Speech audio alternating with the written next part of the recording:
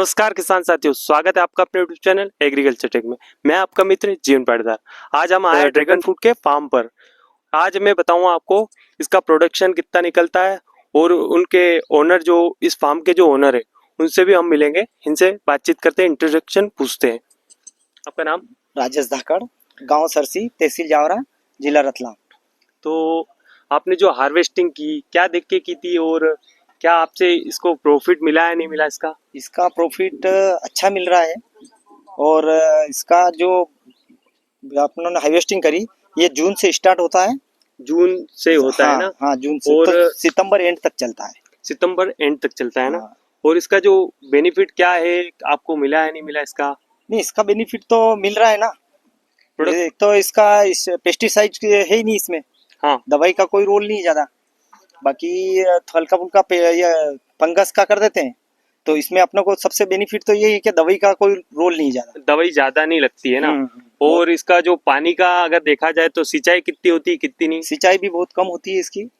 मतलब इसको तो हवा में से पानी ले लेता है। जो आपने इरिगेशन सिस्टम जो ड्रिप से ही होता है, ड्रिप से ही होता है। और इसका अगर देखे तो जो सोइल कौन सी अच्छी है इसके लिए? इसके लिए जो पथरीला एरिया रहता है वो बेस्ट रहता है। जो बोलते जो 2 फीट अंदर पत्थर हो जाए, हाँ, पानी गिरने के बाद वापस सोख लेता है। हाँ, वाटर ड्रेनेज सोइल होनी जरूरी है ना, उसके लिए बहुत अच्छा। और अगर देखा जाए तो वेराइटी कौन सी लगा रखी, जो आपने रेड वाली लगा रखी? ये रेड वाली का नाम? इसका गणेश बोलते हैं, इसको गणेश बोलते हैं ना? वेराइटी में ये है और इसमें बहुत सारी वेराइटी आ रही है। जो अपने को तो जो यूजिंग ये थी कि येलो वाली ये थी, वो अपने लाल वाला है। लाल वाला है ना? और इसकी जो आपने प्लांटेशन किए थे, जो नर्सरी लगाई थी या डायरेक्ट आपने कहाँ से मंगवाए थे इसको? पहले तो हमने डायरेक्ट मंगवाए थे, फिर घर पे ही नर्सरी करके पौधे बढ़ाए। पहले हमने कम जगह में लगाए थे और यहीं से फिर पौधे बनाए और पौधे लगा लिए। तो इसका जो एक पौधे में देख सकते कि एक पोल पे कितने पौधे लगा रखे आपने? 4 पौधे लगा रखे हैं ना?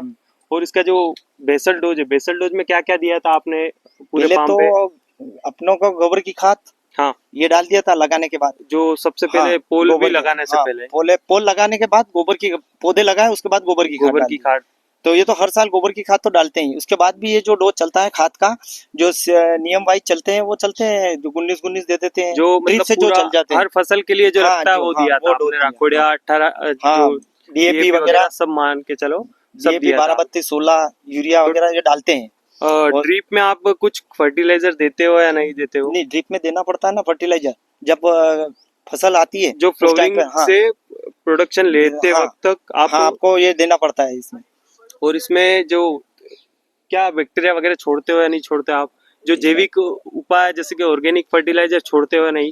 ऑर्गेनिक फर्टिलाइजर में हमने पहले तो अभी बायो से अब की बार थोड़ा सा दिया था, बाकी पहले नहीं छोड़ते थे। अब मतलब अब की बार करा था बायो वाला। हाँ, तो इसका कुछ रिजल्ट आया नहीं? अच्छा मिला, इसका भी रिस्पॉन्स अच्छा मिला। कोई किसान मानते हैं कि ऑर्गेनिक से कुछ फसल सुधरती नहीं, सुधरता है, कुछ बेनिफिट मिलता है नहीं मिलता है? नहीं, मिलता है ना, अगर डालोगे तो मिलेगा। पहले से ही बोल दोगे कि नहीं डाल रहे हैं, वो मिलता ही नहीं है, तो मतलब उसका रिजल्ट धीरे धीरे मिलता है। थोड़ा देखा जाए तो ये बैक्टीरिया का ही कमाल है जो प्रोडक्शन ले रहे हो। हाँ, ये बैक्टीरिया। तो इसकी अगर प्रोडक्शन की बात करते हैं तो प्रोडक्शन कितना अभी तक लिया है आपने इस सीजन में? इस सीजन में प्रोडक्शन हमारा हो गया करीबन 3 टन के लगभग। 3 टन के लगभग हो गया है अभी तक। 30 कुंटल है ना? 30 कुंटल का अगर मार्केट में प्राइस क्या है अगर देखा जाए तो? मार्केट में ये तो हर सीजन टाइम पे टाइम रेट घटते रहते हैं, लेकिन 80 से 110 तक अपनों ने बेचा है। 80 से 110 तक अभी मार्केट डाउन है, क्योंकि जो बरसात हो रही है उसके कारण काफी फ्लोरिंग जो ड्रॉपिंग हुई है उसके कारण। और आने वाले जो ठंड है उसमें क्या मार्केट लगता है आपको बढ़ेगा? नहीं, ठंड में या अब तो इसका तो एंड चल रहा है, ये एंडिंग है ना? अभी सितंबर आखिरी रहता है, आखिरी सितंबर का आखिरी सप्ताह खत्म हो जाता है। अब इसमें देख रहे हैं आपके बिल्कुल ही वो नहीं आ रही, नहीं तो अभी फल तोड़ते तो इसमें गुट्टी आ जाती फूल की। जो कहीं पौधे पे है, मैं दिखा दूंगा। एक जो जैसे कि उस पे ज्यादा लगे, तो उस पे कुछ कारणवश ज्यादा लगे या नहीं? वो उस टाइम पे इसने लेट दिया फल, इसने पहले दे दिया। अच्छा, आगे पीछे आते रहते, इसलिए 3 महीने की जो रेगुलर फसल चलती। जो इसका एवरेज रेट आपने जो 80 से 110 100-200 तक जा सकता है इसका? ये मार्केट में तो 200 तक जा रहा है, लेकिन अपनों से नहीं लेंगे, वो अपना जो होलसेल जाता है तो 110 के लगभग हो जाता है। और इसकी जो वाटर रिक्वायरमेंट रहती है कि पानी कितना देना चाहिए कितना नहीं? पानी गर्मी में 2 घंटा एक दिन छोड़ के भी दे सकते हो। ये मार्च अप्रैल के हाँ, टाइम हाँ। तो पूरे साल भर देना पड़ता है? तो उस पौधे के लिए थोड़ा बहुत आप देख लो उसके हिसाब से, मॉइस्चराइज के हिसाब से। और ठंडी हवाएं करावण अगर चल जाए, हाँ। ठंडी हवाएं, तो उसमें अगर नहीं भी दो तो चलेगा, उसमें पौधा अपने आप पानी ले लेता है। प्लांटेशन के कितने साल बाद आपको प्रॉफिट मिला इसका, जो फ्लावरिंग आई उसके बाद फ्रूटिंग आई? फर्स्ट हमको 18 महीने में कुछ कुछ पौधों ने फल देना बता दिया था कि फल आ रहे हैं। हाँ।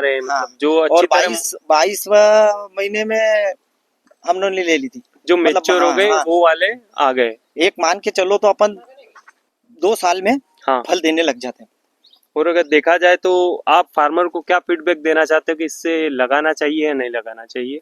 ये अभी फर्स्ट में तो उनको थोड़ा सा कॉस्टली पड़ेगा ये, लेकिन लगाने के बाद थोड़ा अच्छा बेनिफिट रहेगा इसका। बाद में जब भी आएगा प्रोडक्शन आएगा तब आपको एक इंटरक्रॉप फसल मिल जाएगी इसमें।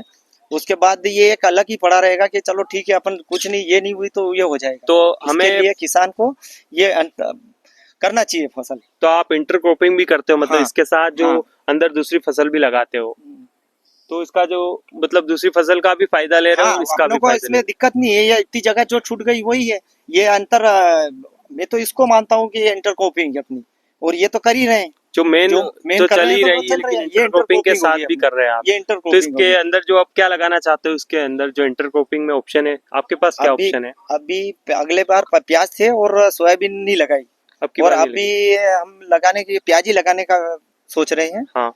इसमें तो किसान साथियों देख सकते हैं किस प्रकार ये किसान जो बेनिफिट ले रहे हैं। तो आप भी इसी क्रॉप को लगाए और बहुत ही शानदार देख रहे हैं हम फार्म पे, काफी अच्छा प्रोडक्शन निकला है। तो किसान साथियों मेरी यही राय है कि आप भी ऐसी टेक्निकल खेती करें और हॉर्टिकल्चर में आप इंक्लूड हो। तो किसान साथियों धन्यवाद। जय जवान जय किसान।